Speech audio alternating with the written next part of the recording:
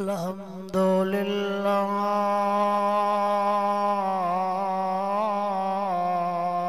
रब्बिल आलमीन।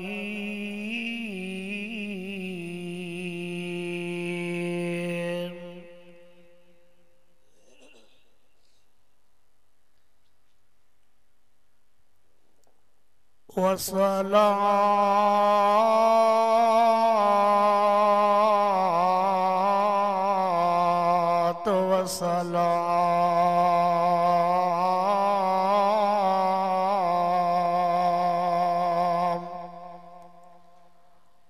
अला सय्यिदिल मुरसलीन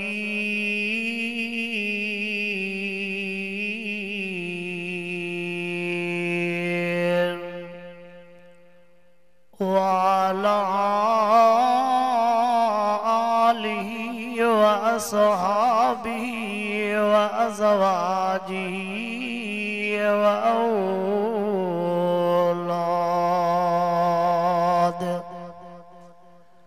व औलादिही व अहले बैतिही अजमईन।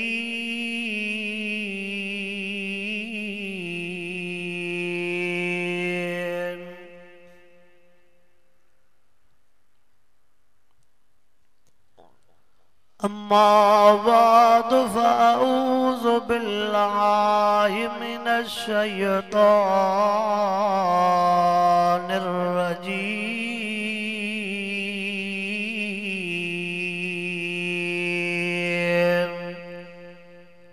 बिस्मिल्लाहिर रहमानिर रहीम।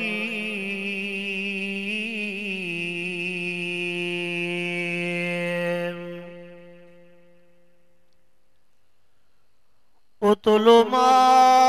ऊहिया इलैक मिनल किताब व अक़िमिस सलात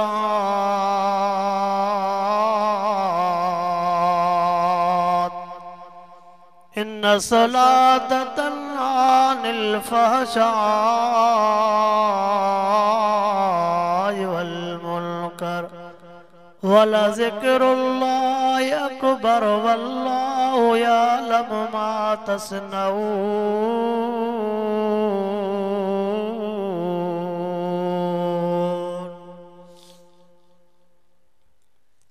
इन्नल्लाह व मलाइकतहु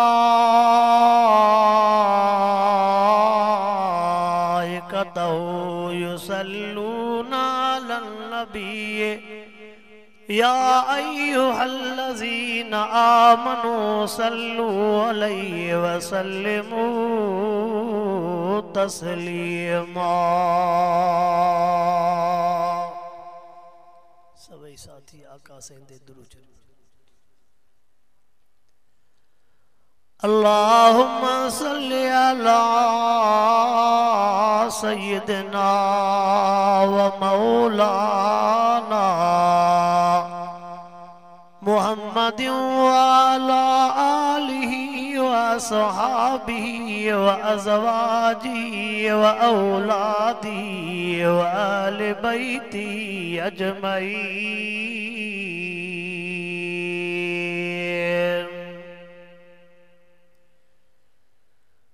मुझे मोहतरम दोस्तों, बुजुर्गों भाइयों, अल्लाह रब्बुल आलमीन जा तवां सां गुनाहगारन ऐबदारन बदकारन जे मथां ताजा हेॾो छांव मचो, हेॾो उस अथव, हेॾो छांव मचो, अचो हेॾो अचो यार, हेॾो उस इलाही। रब साईं जा एहसान ऐं मेहरबानियूं जंहिं तव्हां असांखे क़ुरान पाक जी रहमत ऐं बरकत वारी महफ़िल मजलिस में घुरायो आहे। अल्लाह साईं तव्हां असांखे क़ुरान पाक जे ॻाल्हियुनि जे ॿुधण ऐं ॿुधाइण जी बि तौफ़ीक़ अता फ़रमाई आहे। अल्लाह साईं ॿिनि मदरसनि सां गॾोगॾु हिन मदरसे खे बि आबाद ऐं शाद फ़रमाए। जेके वीचारा हेड़े गाटे टोड़ महांगाई वारे दौर में केॾिन तकलीफ़ुनि केॾिन ॾुखनि सां इन्हनि मस्जिदनि ऐं मदरसनि जी संभाल कनि था। ये लख लख मुबारकुनि जे लाइक़ आहिनि। बाबा साईं हवाला करण ऐं कम करण में वॾो फ़र्क़ु आहे। अल्लाह रब्बुल आलमीन उन्हनि सखी मर्दन मुजाहिदन के भी रब साईं रिज़्क़ रोज़ीअ में बरकतूं नसीब फरमाए। जेके बेचारा जंहिं इलाइक़े में आहिनि पंहिंजे उतों जे मस्जिदनि सां मदरसनि सां ग़रीबनि मिस्कीननि सां पंहिंजे ताक़त आधार जेको अल्लाह हुनखे चवराए थो उन्हनि सां तावन कनि था। अल्लाह साईं शल तव्हां सां समूरनि खे जेसिताईं ज़िंदा रखे कुरान ऐं कुरान वारनि सां सच्ची मोहब्बत नसीब फरमाए। मावा जे साम्हूं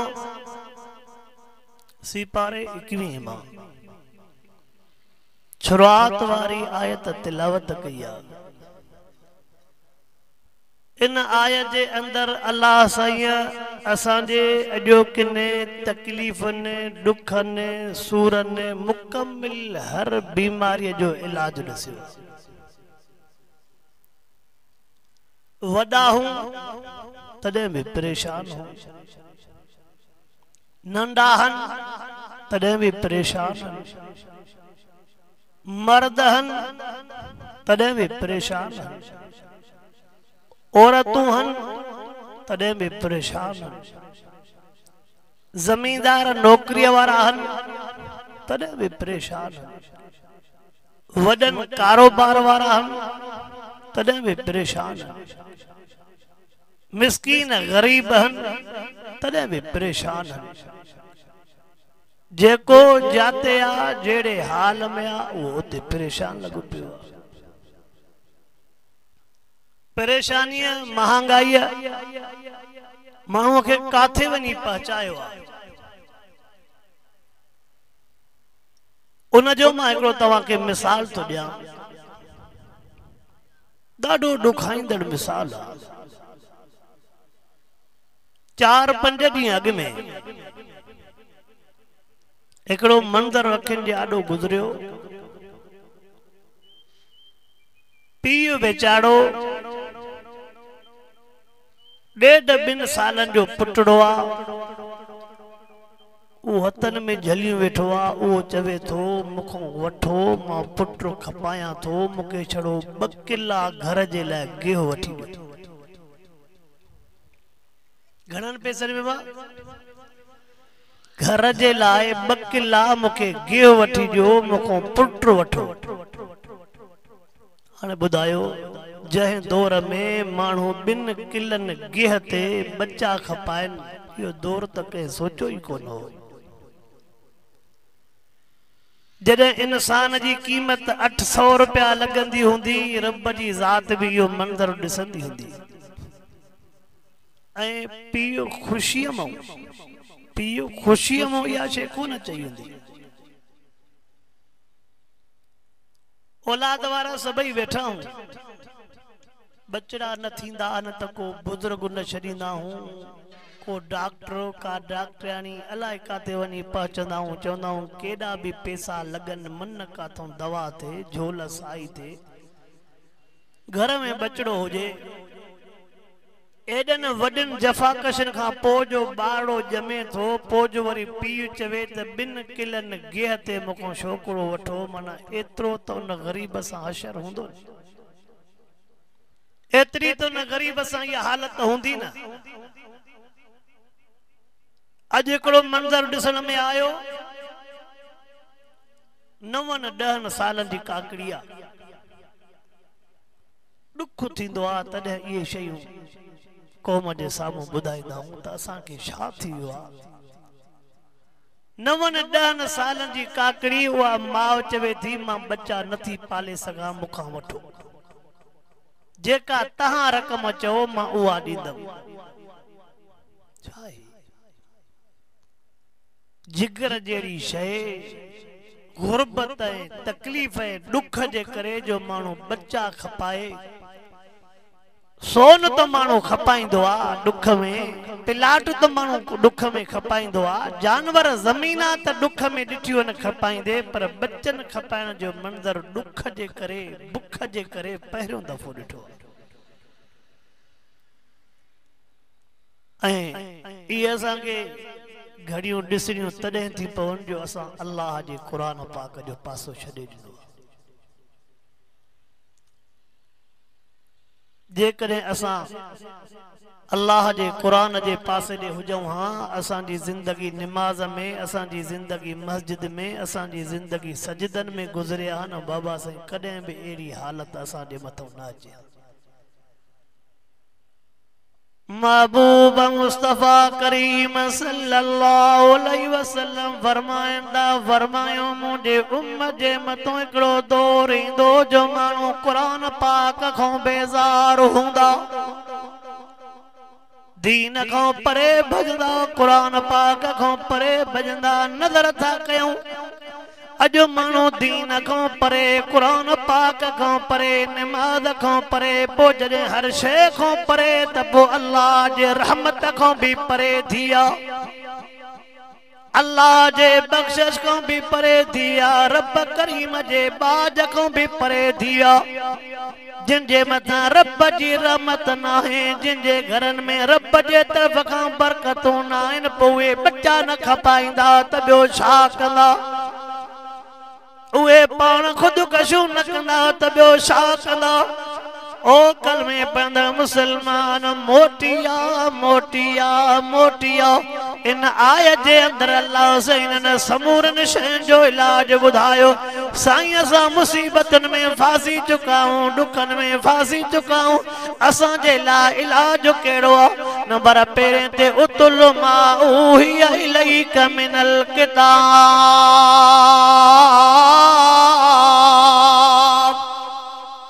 कुरान पाक जी तिलावत। नंबर पहिरियों कुरान पाक जी तिलावत, जेके कुरान पाक जे तिलावत में मसरूफ़ थी अल्लाह उन्हनि जी ज़िंदगी अजीब बणाई आ। खोड़ अहिड़ा माण्हू, खोड़ अहिड़ा माण्हू ॾिठासीं यार, तव्हांजी ज़िंदगी कीअं थी गुज़रे,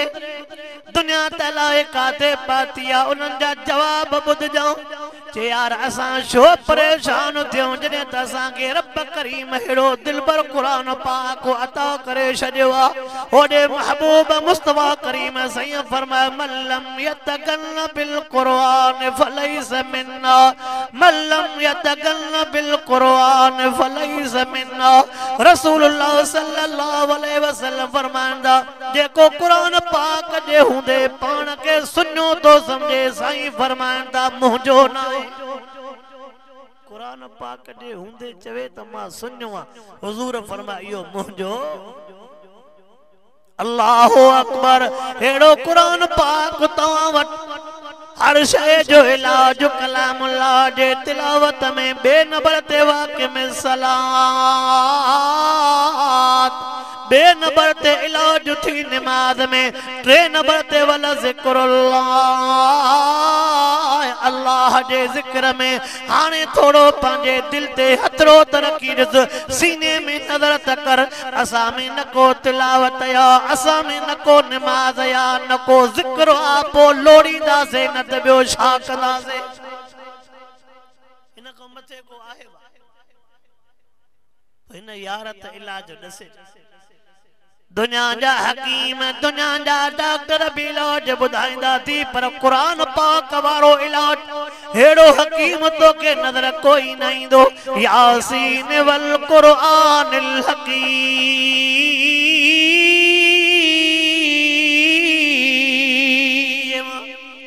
हिन हकीम जो इलाज कर, हिन हकीम के नब्ज़ ॾेखार, तबियत ॾेखार, हिन हकीम जो इलाज हिकु हिकु थी वरी तोखे ॿी जाइ ते वञण जी ज़रूरत ई न पवंदई। न जो ईंदेस त पोइ पंहिंजे क़िस्मत ते रो। हुज़ूर अनवर अलैहिस्सलातु वस्सलाम जो सहाबिया, हुज़ूर अनवर अलैहिस्सलातु वस्सलाम जो सहाबिया घर में आयो, घरवारी परेशान वेठी आ, पुछा तो करे सलाह जी बानी दे त ख़बर। काशे आई या ओसे पासे दो काई काई कोन आई चे के अल्लाह वारे काशे मोकली चे कहीं भी कोन मोकली मां भी भुखते बचड़ा भी भुखते घरवारी भी साहबियानिया पौन भी साहबिया उन टेम ते उन घरवारी जे सुभान वारे लफ्ज़न ते नजर तकर अल्लाह जे हबीब जो साहबियानियो उन जी जिंदगी ते नजर कर अल्लाह जे हबीब जा साहबी उन जे ईमान एतमाद ते नजर कर घरवारी थी चवे शो हेडे होडे ॾिसूं घरवारी थी जे हेडे होडे ॾिसण जी ज़रूरत नाहे हुन जा पंहिंजा जो वादा थियलनि वमा मिन दाबतिन फिल अर्ज़ इल्ला अल्लाह रिज़्क़ुहा हुन पाण जो वादो कयो आहे वल्लाहु ख़ैरुर राज़िक़ीन उन पाण जो वादो कयो इन्नल्लाह हुवा रज़्ज़ाक़ु ज़ुल क़ुव्वतिल मतीन चवेती हेडा वादा बीठा त छो हेडे होडे निहारियो हेडा जो वादा कया त छो बेंडे निहारियो घरवारी चवेसी घबराए ना एकड़ो कम तू कर एकड़ो कम मां कया मुर्स तो पुछा करे तू शादी चवण चाहे चे तू सिधो मस्जिद में हलियो वन अल्लाह जे घर में रब खां वनी करे सजदे में घुरिया चवेसी तू बिस्मिल्लाह करे वज़ू करे नमाज वनी पे रब जे आडो सजदो कर रब को तू सजदे में घुरी दे जे टेम ते अल्लाह के तू सजदे में ऐलान कने रब खाली न मोटाइंदो छो त यो भी न्यापो पाण दिनो ते कुल या इबादी अल्लज़ीना असरफू अला अनफुसिहिम ला तक़नतू मिन रहमतिल्लाह इल्लल्लाह यगफिरुज़्ज़ुनूब जमीआ इन्नहु हुवल गफूरुर रहीम पाण जो त वैज़ा सालक इबादी अन्नी व इन्नी करीब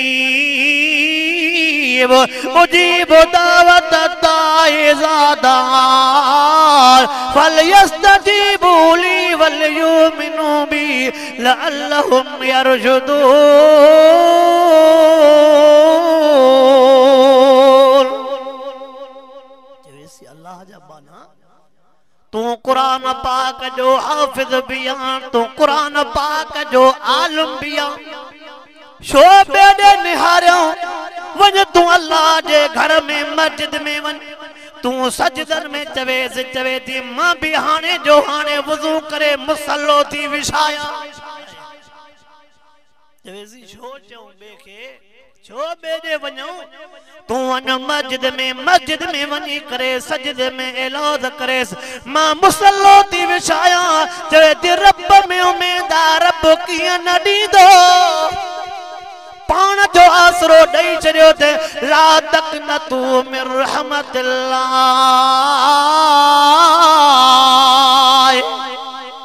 चवेती हेॾो असां गुनाहगारनि खे आसरो ॾिनो अथई हेॾी उमेद कई वेठा आहियूं छो न ॾींदो ऐं मुंहिंजा उस्ताद मोहतरम हरस मीर मोहम्मद मीर अकवारा फरमाईंदा जेको भी अंगल करणो अथव रब सां कंदा कयो जेको भी सवाल करणो अथव रब करीम खां सवाल कंदा कयो जेका भी हुज करणी अथव रब करीम सां कंदा कयो रब खां पोइ जेका ज़ात आ हुज अंगल सण जी उहा ज़ात अबे अम्मा जी आ पहिरियों अंगल कर अल्लाह सां तुझो अंगल तुझा नखरा रब के ॾाढा वणंदा थी तू जेॾो अंगल कंदेस ख़ुशि थींदई जेॾो घुरंदेस ख़ुशि थींदई जेॾी हुज कंदेस ख़ुशि थींदई जंहिं पैदा कयो आहे उहो ख़ुशि न थिए त ॿियो केरु ख़ुशि असांजा अंगल उहो न पूरा कंदो त ॿियो केरु पूरा कंदो अल्लाहु अकबर तवज्जो कर मां ॻाल्हि खुटाइण वारो आहियां तवज्जो त कर अल्लाह जी बानी थी चवेस न घबरा अदरा जे टेम ते असांजा सजदा कम जा थींदा रब भी चयो थी सब सुमी पवन तू निंड उथार मुंडे आडो पौत सही मुंडे आडो सजदो तकर मुंडे आडो कंदरो हेठ तकर मुंडे आडो अखिन मां पानी नियार दिस त पोर मां अल्लाह कीअं मेहरबानियूं कंदो वींदो मां किरत मुंडे आडो घुरत मुखों सजदो तकर जय टेम ते हुजूर अनवर अलैहिस्सलातु वस्सलाम जो साहबी मस्जिद नबी में जय टेम ते मस्जिद नबी में आयो सजदे में किरी पियो सजदे में किरी पियो सजदे में किरण खां बाद में अखिन मां पानी वही वियो अदरा जो टाइम रोई करे चवे सो मुंहिंजा अल्लाह ॿिया त निंड पियो थी तोखे निंड भी न ईंदी आहे ला ताख़ुज़ुहु सिनतुं वला नौम अल्लाह तोखे निंड भी न ईंदी आहे मां तुझे दर ते आयो आहियां अल्लाह तोखे मुंहिंजे हाल जी भी ख़बर मुंहिंजे घर जी भी ख़बर अल्लाह सभु छॾे तुझे दर ते आयो आहियां तू न बाज कंदे त ॿियो केरु बाज कंदो तू न सॾ क़बूल कंदे ॿियो केरु सॾ क़बूल करण वारो आहे हे हिते रोए थो उन जी घरवारी मुसले ते रोए पई उन जी घरवारी रोई करे चवे थी मुंहिंजा अल्लाह मां पंहिंजे मुड़स खे आसरो ॾेई करे मोकिलियो थी मां अल्लाह असांजे सजदनि जी तोखे पारत आयो असांजे लुड़कनि जी तोखे पारत आयो जीअं जो महबूब मुस्तफा करीम सल्लल्लाहु अलैहि वसल्लम जो साहबी घर जो आयो शाद से सुभान अल्लाह घर जो आयो नजर जो कई त जंड पंहिंजो पाण हले पियो जंड पंहिंजो पाण हले पियो न मूं अटो निकिरे पियो होॾे नजर जो कई त तनूर ते देगड़ी चढ़ी पई आहे गोश्त पचे पियो अदरा जे टेम ते गोश्त काॾों आयो केरु खणी आयो देगड़ी कई रखी अदरा जे टेम ते अनु केरु रखी वियो अदरा जे टेम ते चंड केरु पो हलाए अटो कीअं पो निकिरे उन टेम ते हुन जे घरवारीअ जे मुर्क चेहरे ते अची वई उन जे मुड़स जे चेहरे ते भी मुर्क अची वई इंसान थोड़ो तकड़ो भी थींदो चवे तो अल्लाह जी बानी खोड़ अटो थी वियो आहे ॾिसां त सही भला इन चंड खे मथे त कयां अटो काॾों थो अचे ओ साहबी थोड़ो सब्र त करे हां ओ साहबी थोड़ो बीहे त हां जे टेम ते चंड जो मथे के वो चंड बीजी वियो अटो बंद थी वियो सुबुह जे टेम ते रसूलुल्लाह संगे अर्ज़ करे ओ मुंहिंजा आका रात है मंजर तो मुझे घर वारी चयो वनी सजदो तू होने मस्जिद दे करे आ मां घर में थी मुसल्लो विछाया सही मां मस्जिद दे वे में मुंडी घर वारी अल्लाह जे आडो रोई करे दुआ घुरी मां भी दुआ घुरी हे पो मंजर तो से घर में पंजो पान चंड पो हले उन चंड मोटो पंजो पान पो निकरे होने बोलो पो पचे सही मुको एकरी गलती थी वई मां सोच में जुमन साथ सही अटो काॾों थो अचे सही मुको थोड़ी तकड़ थी वई जंड मां मथे क्यों सही वो जंड बंद थी वियो अटो भी निकरण बंद थी वियो महबूब सही फरमाए से ओ मुझा उम्मती थोड़ो बीहे ता ओ मुझा उम्मती थोड़ो सब्र त करे जंड के हलाइण वारा तुझा सजदा जंड के हलाइण वारा तुझा सजदा उन बोड़ देगड़ीअ में पचाइण वारा तव्हांजा सजदा रब जे आॾो तव्हांजा गोड़ा फरमाईंदा अल्लाह जा बाना जेकॾहिं तूं चंड के हथ न लाहिया अल्लाह जा बाना जेकॾहिं तूं देगड़ीअ के हथ न लाया क़यामत ताईं न को इन मां बोड़ ख़त्म थिए हा न को अटो निकिरण बंद थिए हा क़यामत ताईं न जंड बंद थे हां न देगड़ीअ में बोड़ बंद थे हां तो इनन गालन ते अमल त कर रब सागो हां ये सजदा पैदा कर ये घोड़ा पैदा कर सजदा भी पैदा कर घोड़ा भी पैदा कर न दिल सा तो जिक्र करे देकार दिस अल्लाह सही तो के एड़ी जाए तो खाराइंदो जातो तो सोचो ही न हुंदो कंदी परेशानी ईमान वारे के हेड़ो कुरान असां वटि पोइ बि परेशान हेड़ी नमाज असां मुस्लमान के पोइ बि असां परेशान अल्लाह जे नाले जो हेड़ो ज़िक्र असां वटि पोइ बि असां परेशान बाबा साईं जॾहिं उहो सामान छॾींदासीं पोइ परेशान थींदासीं अॼु बि रब साॻियो आहे अॼु बि क़ुरान साॻियो आहे अॼु बि नबी साॻियो आहे अॼु बि महबूब साॻियो आहे फ़र्क़ु इहो आहे जो हे तुंहिंजे मुंहिंजे दिलि जो थांव मटिजी वियो आहे दिल जो थांव जॾहिं साफ़ हो पोइ थांव इहो साफ़ खाली न पियो थिए अॼु दिल जो थांव जो ख़राब थी वियो आहे पोइ इन में काशे नथी अचे अल्लाह जी नमाज पाबंदी सां पढ़ कुरान पाक जी तिलावत पाबंदी सां कर ज़बान ते ज़िक्र हुजई जेके तूं यादि कंदे उहो तोखे यादि न कंदो छा फज़कुरूनी अज़कुरुकुम चवई त तूं मूंखे यादि कर त मां यादि कंदो मान पोइ जेको बानो अल्लाह के यादि कंदो जॾहिं रब जो उनखे यादि कंदो तोखो त पुछा के इहो बुख मरंदो अल्लाह से शल